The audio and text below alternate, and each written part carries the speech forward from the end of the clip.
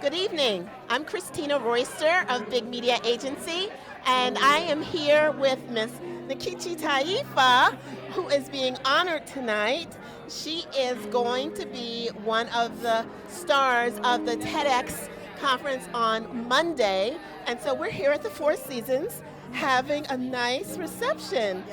Nkechi, I just want to ask you, how does it feel to have this wonderful occasion tonight of becoming a TEDx speaker? Well, Christina, I actually feel very thrilled to be part of the TEDx U Street Women, Bold, Brilliant, Badass. That's the theme. I really feel honored. I really do. It's like a dream come true. I've always watched TEDs and said, oh, I feel like I want to be up in there. And now I am. And it's a wonderful group of women that I am a part of, and I'm looking forward to being bold, brilliant, and badass on Monday when we're going to rock the house. That's excellent, Nkechi, and I have to say, you are already bold, brilliant, and badass. If you guys don't know, Nkechi Taifa is a celebrated attorney, author, social justice expert, and she's going to be talking about the topic of reparations. So I want to ask you, Nkechi, I know you can't give us any of the talk, it's top secret until Monday, but I just kind of want to generally ask you how it feels from a historical perspective to be talking about reparations.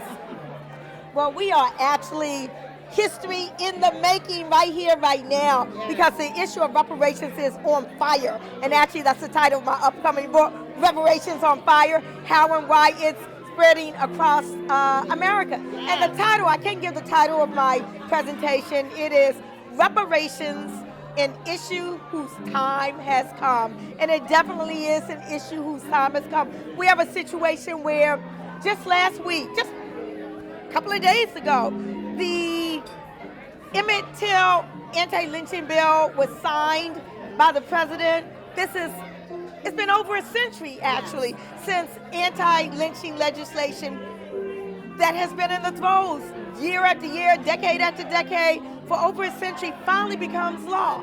So, we're at the stage now where people are really beginning to talk about remedy and repair and atonement.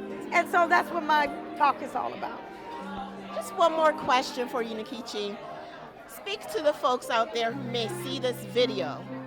If I am just, an everyday citizen, and I really want to fight for this issue of reparations, what can I do today, tomorrow, the next day, or the next month to make sure that this issue actually comes? You said reparations, an issue whose time has come. So what can we all do to make sure that it comes?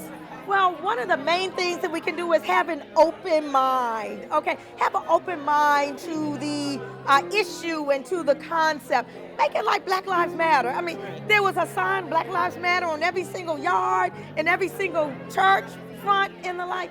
That there needs to be a buzz around the country. There is a buzz, but it needs to be even greater and even stronger. Most folks don't really know that this issue has really captured the imagination of not just ordinary people, but some corporations as well. Ben & Jerry's ice cream has come out in support of reparations, so it is an issue as time has come.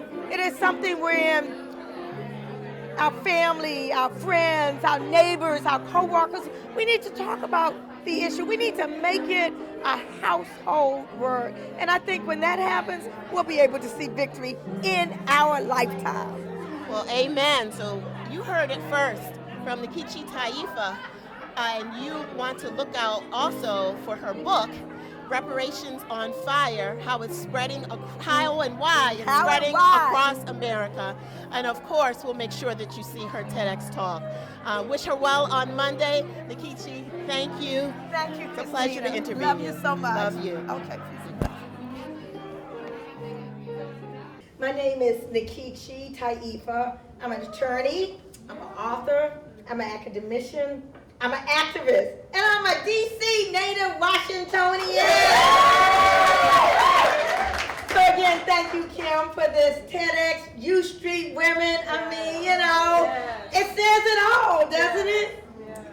So I just want to give honor to my daughter, Mariama, who is there, who is the epitome of bold, brilliant, and badass.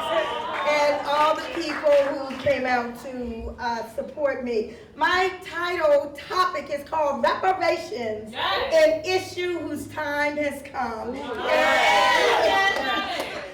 I was 5 months old when Emmett Till was lynched, and his mother, Mamie Till, demanded an open casket for the world to see what they did to her boy. And that was brilliant. And it was brilliant because that open casket, put a spotlight on what was happening in this country. I was in 3rd grade when Fannie Lou Hamer was beaten to within an inch of her life simply for trying to register to vote. She was bold. Because that's what happened to you when you just tried to exercise basic human rights during that time. I was in college when Angela Davis was arrested. She was truly a badass, y'all. And all of these women, the bold, the brilliant, the badasses, part of what helped me become the person I am today. But there was one other, someone whose name you probably don't know. Okay, but I was in college when I sat at her feet and learned about this issue that I'm going to be talking about on Monday, the issue of reparations.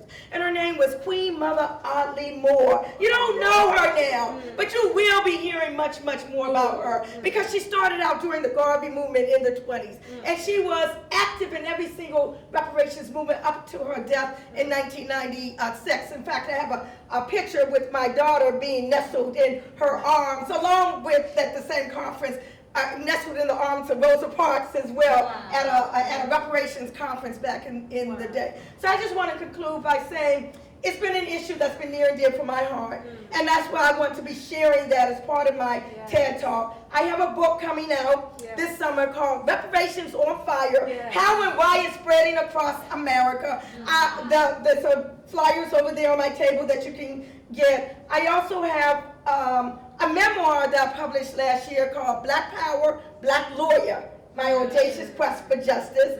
Flyers over there on that. And I have 3 books that I wrote back in the day, back in the early 80s, books dealing with famous black heroes and heroines and things along those lines. They've been out of print for decades, till I found out that 2 of them showed up on the banned book list of a school district. So I said, okay now, so I decided to put them back out in print. So you can look at all of those over there. So again, thank you, Kim. Thank you, everyone. Thank you, everyone who came out to support me and who came out to support everyone. Oh, brilliant, badass.